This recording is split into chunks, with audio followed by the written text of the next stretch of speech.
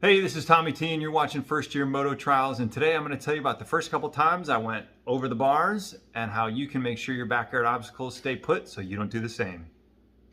I wanted to build new obstacles, so I'm going to take you along with the journey of building this backyard obstacle, especially for the punch technique or the Jap Zap. I've had some success going over this obstacle, but I don't feel like the face is quite as steep as I want it to be to really get the compression of the bike.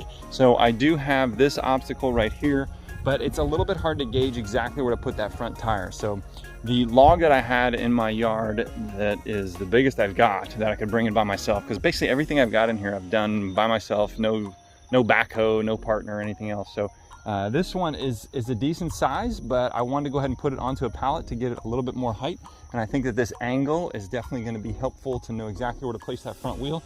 And then by putting it on a pallet, I realized I could use another person, team lift it, and put it onto a second pallet so that I can raise that as my skill level grows.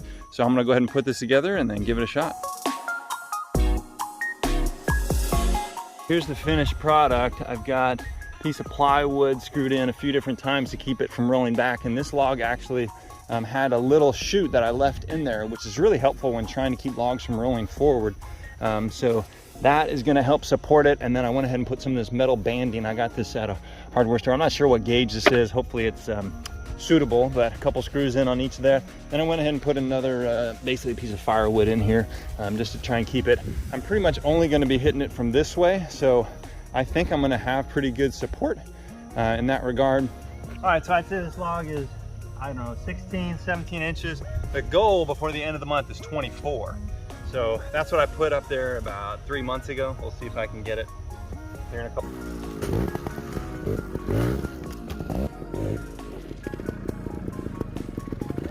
So you can see I'm making some progress here. However, you'll notice the skid is moving back, and this should have been my first inclination to say, might need to change something.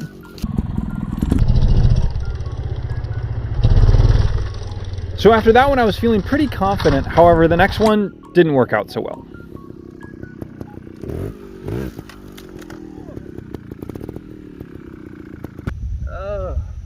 Getting my confidence up. So as I punched into this log, notice how the skid just goes flying backwards. And you might be thinking, Tom, you didn't go over the bars. You're right, not yet, but just wait. So after that last incident with the whole skid just scooting away on me, I decided to get some stakes to drive them into the ground and hopefully hold that skid in place. Don't really want that to happen again. So we'll give this a shot.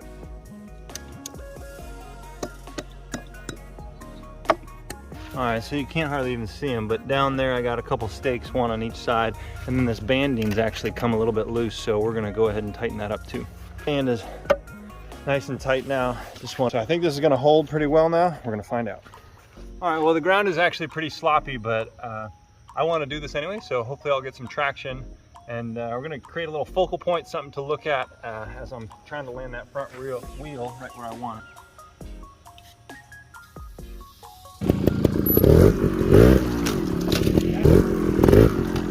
So even in sloppy conditions, I was gaining some confidence, but I did find a new way to go over the bars.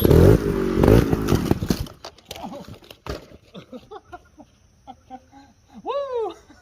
Hopefully got all that on tape. Oh my gosh, my handlebars are stuck into the ground.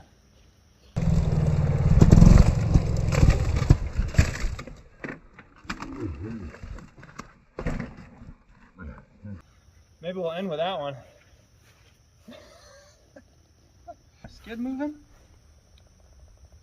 Definitely put that to the test. You can see the inroad now is pretty sloppy. There's almost no paint left. I don't think the skid really moved, at least not very much, so that's good. On that last one, went down, stuck the handlebar like 3 inches down into the ground. You can see it. Well, thanks a lot for watching. Go ahead and leave a like and subscribe, and consider commenting. It really goes a long way to encourage me to keep making these videos for you. We'll see you next time.